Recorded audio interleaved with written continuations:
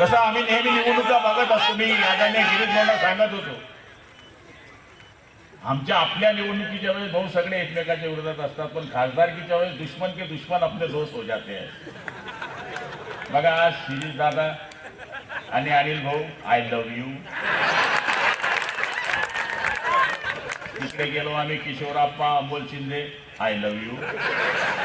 Gulabrao Patil Chandrashekhar Attarde I love you. आणि आपची निवडणूक लागली का काय हे पिओ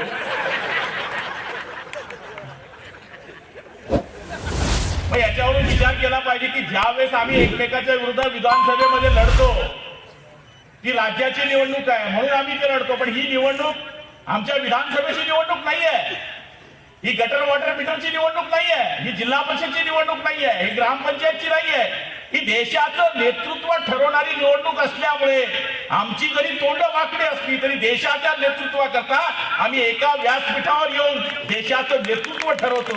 ही सगळ्यात महत्वाची बाब आहे. बहीण तिच्या मागे कोणी सहारा नाही आहे. पतिदेव होते ते पण गेलेले आहे, एकटी बिचारी फिरते आहे. भाऊबंदकीमधले पाहिजे तशी स्ट्रॉंग लोक कोणीच नाही आहे. आता आपणच सगळे भाऊबंदकी म्हणून त्या बिचारीचं काम करण्याची अत्यावश्यक गरज आहे. आणि मला खात्री आहे की आपल्याला जर दोन बहिणी असल्या आणि एक बहीण विधवा असली, तिचे पती नसले आणि एक बहीण लग्नाची असली तर आपण सगळ्यात जास्त मदत जिला पती नाही आहे तिला करत असतो. म्हणून माझ्या बहिणीला आपण सगळ्या जणांनी मदत करायची आहे. भाऊबीजेला ज्याप्रमाणे आपण बहिणीकडे जातो आणि तिच्याकडून ओवाळून घेतो आणि तिला सांगतो की काळजी करू नकोस, तुझ्या सुरक्षेची जबाबदारी माझ्याकडे आहे, त्याचप्रमाणे तुम्ही सगळ्यांनी म्हटलं पाहिजे की ताई घाबरू नकोस, तुला निवडून आणणाऱ्याची जबाबदारी या सगळ्या भावांची आहे.